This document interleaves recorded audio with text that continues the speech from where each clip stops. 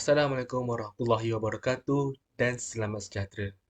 Untuk video ini, kami memilih satu skop iaitu kerajaan Ternate untuk dibincangkan. Dalam video ini, kami akan membincangkan mengenai kemunculan, perkembangan dan juga kemerosotan kerajaan Ternate. Nama saya ialah Harun bin Ahmad Najib dan saya akan mulakan dengan pengenalan. Kesultanan Ternate atau juga dikenali dengan Kerajaan Gapi merupakan salah satu kerajaan Islam tertua di Indonesia selain Tidore, Jailolo dan Bacan. Kesultanan Ternate menikmati kegemilangan pada abad ke-16 berkat daripada perdagangan rempah-rempah dan kekuatan militerinya.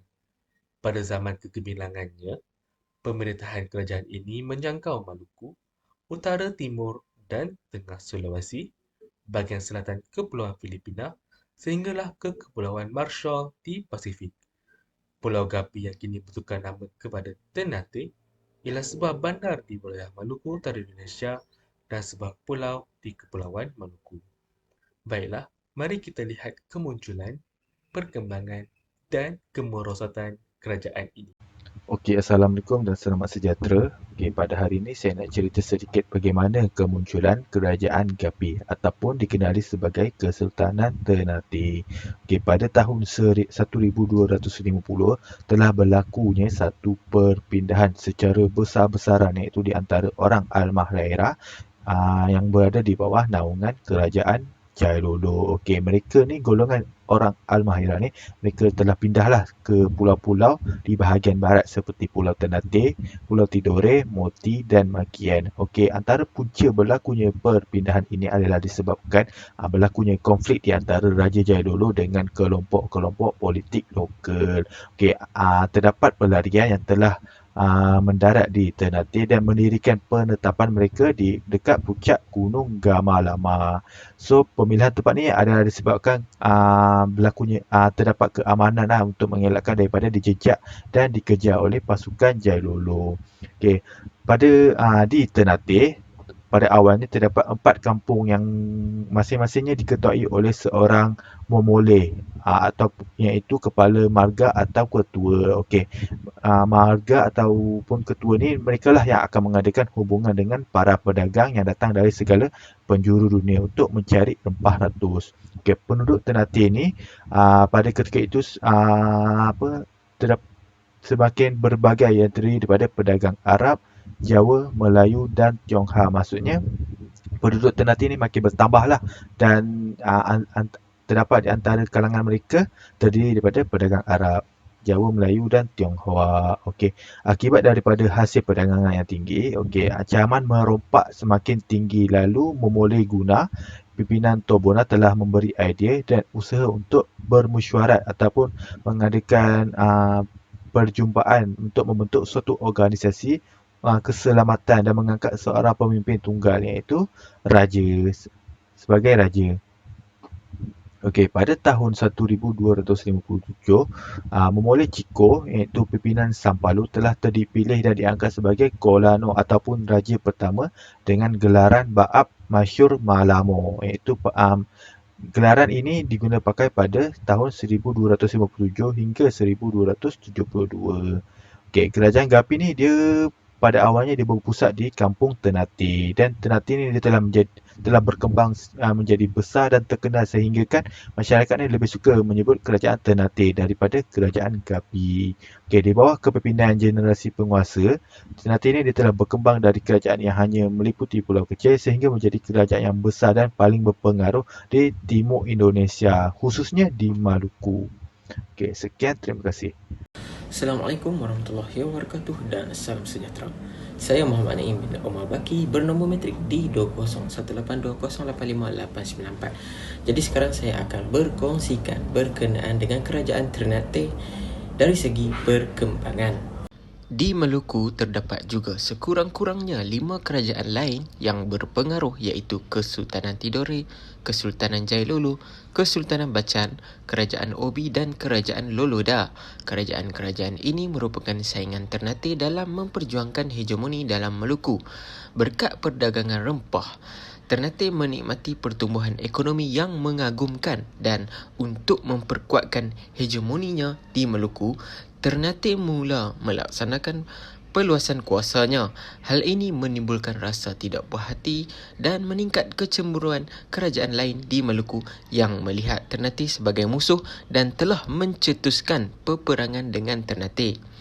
Untuk menghentikan konflik yang berlarutan, Sultan Ternate ke-7, Kolana Cili Aria atau juga dikenali sebagai Kolana Sido Arif Malamo, mengajak raja-raja Maluku yang lain untuk berdamai dan berunding untuk membentuk pakatan. Persekutuan ini kemudiannya dikenali sebagai Persekutuan Moti atau Moti Vermont. Pertemuan ini telah menghasilkan pembentukan persekutuan yang membentuk ke arah kelembagaan kerajaan di Maluku. Kerana pertemuan ini dihadiri oleh 4 orang raja terkuat Maluku, maka ia juga dikenali sebagai Pekatan Moluku Ki Raha, 4 Gunung Maluku.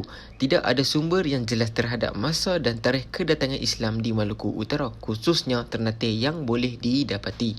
Namun, diperkirakan sejak awal berdirinya kerajaan Ternate, masyarakat Ternate sudah mengenal agama Islam kerana kebanyakan pedagang Arab yang menetap di Ternate pada ketika itu.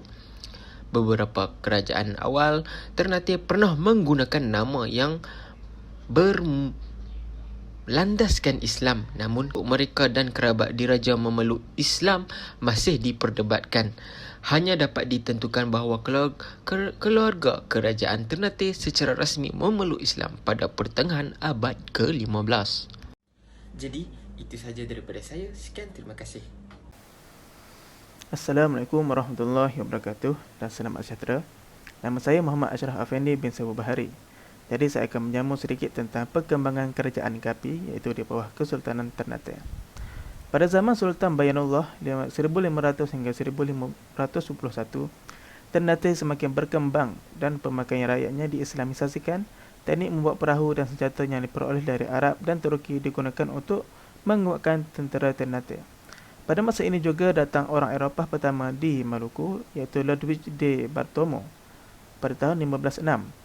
Pada tahun 1512 di mana Portugal untuk pertama kali menjejakkan kaki di Ternate di bawah pimpinan Francisco Serrao. Dengan persetujuan Sultan, Portugal dibenarkan mendirikan pos perdagangan di Ternate yang membuat niat tersembunyi iaitu untuk mengawal perdagangan lepas ratus di Maluku. Mereka juga berhasrat untuk menakluk Ternate. Sultan Bayanullah mangkap meninggalkan ahli waris yang masih sangat muda. Balu Sultan, Permaisuri Nukila dan putera Tarwese, adik kepada almarhum Sultan, bertindak sebagai penjaga. Permaisuri Nukila dari Tidore berniat untuk menyatukan Ternate dan Tidore di bawah satu mahkota iaitu dengan memilih salah seorang daripada 2 puteranya iaitu putera Hidayat dan putera Abu Hayat. Pada waktu itu, putera Tarwese mahukan tahta untuk dirinya sendiri. Jadi Portugal mengambil kesempatan daripada peluang ini dan telah mengakibatkan berlakunya perang saudara. Permaisuri Nukila disokong oleh Tidore manakala putera Tarwese disokong oleh Portugal. Selepas memenangi kemenangan ini, putera Tarwese telah dikhianati oleh dan dibunuh oleh Portugal. Kemudian Portugal bertindak sebagai penasihat diraja dan dengan pengaruhnya berjaya memujuk majlis diraja untuk melantik putera Tabarigi sebagai sultan. Tetapi apabila Sultan Tabarigi mula menunjukkan permusuhan, baginda telah difitnah dan dibuang ke Gua India. Di sana dia dipaksa oleh Portugal untuk menandatangani perjanjian untuk menjadikan Ternate sebagai kerajaan Kristian dan badan kerajaan Portugis, tetapi perjanjian itu ditolak oleh Sultan Khairun pada tahun 1534 hingga 1570. Perlakuan Portugal terhadap saudara-saudaranya menyebabkan Sultan Khairun marah dan bertekad untuk mengusir Portugal dari Maluku.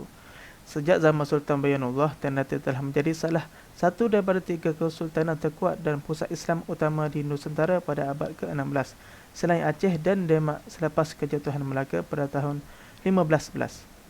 Ketiga-tiganya membentuk Pakatan Tiga untuk membendung tindakan Portugal di Nusantara. Tidak mahu menjadi Melaka kedua, Sultan Khairun melancarkan perang untuk mengusir Portugal.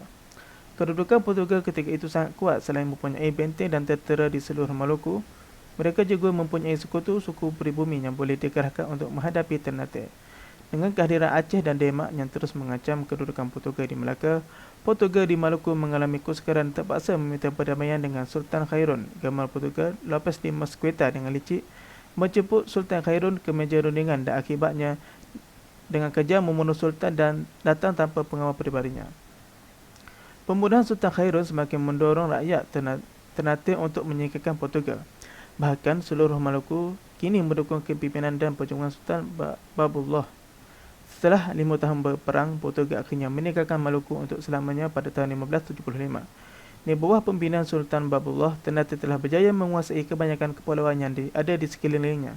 Sultan Babullah digelar sebagai penguasa 72 pulau yang semuanya berpenghuni, menjadikan Kesultanan Ternate sebagai kerajaan Islam terbesar di Indonesia Timur selain Aceh dan demaknya menguasai wilayah barat dan tengah Nusantara ketika itu.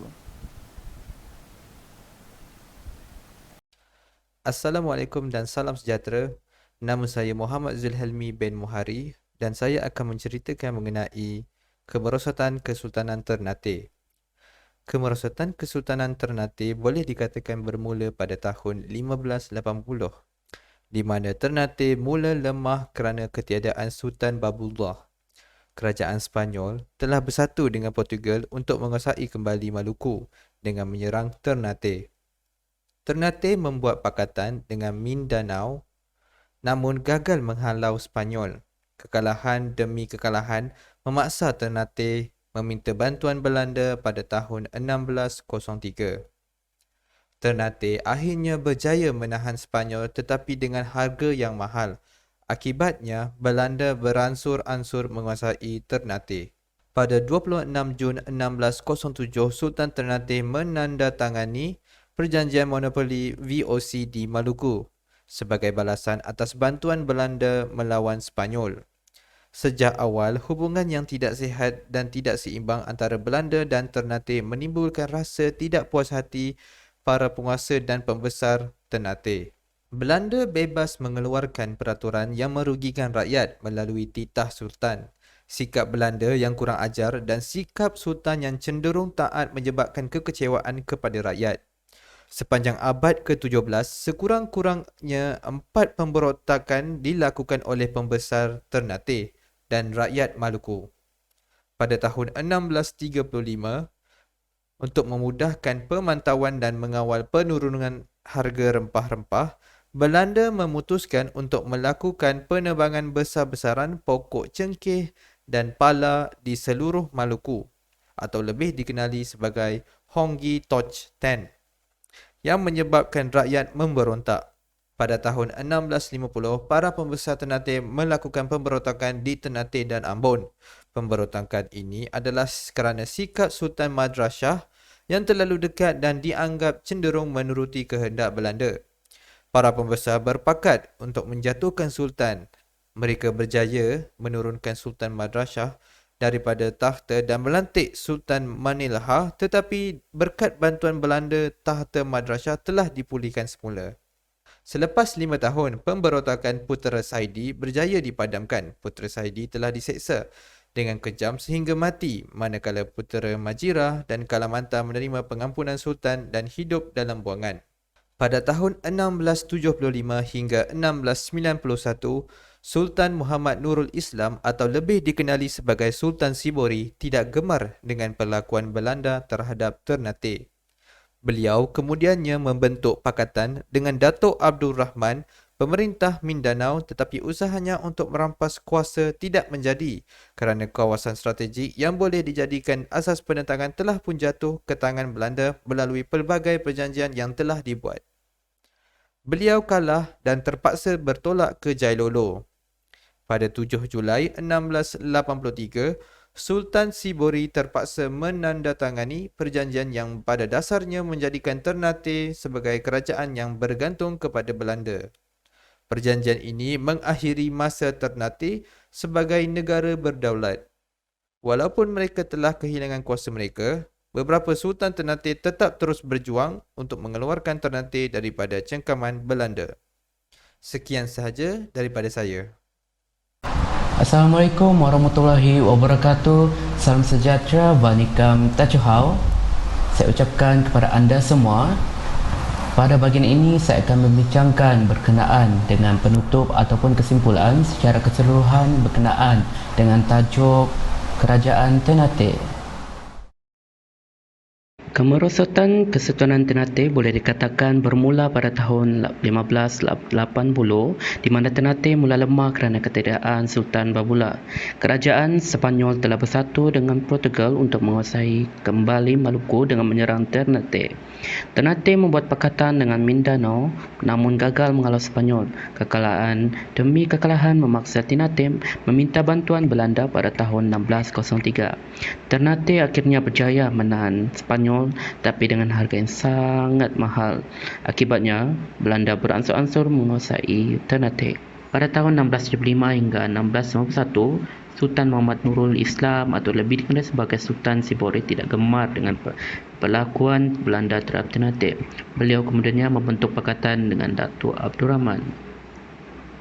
Walaupun mereka telah kehilangan kuasa mereka, beberapa Sultan Ternate tetap terus berjuang untuk mengeluarkan Ternate daripada cengkaman Belanda. Pada tahun 1683 bersamaan dengan 7 Julai.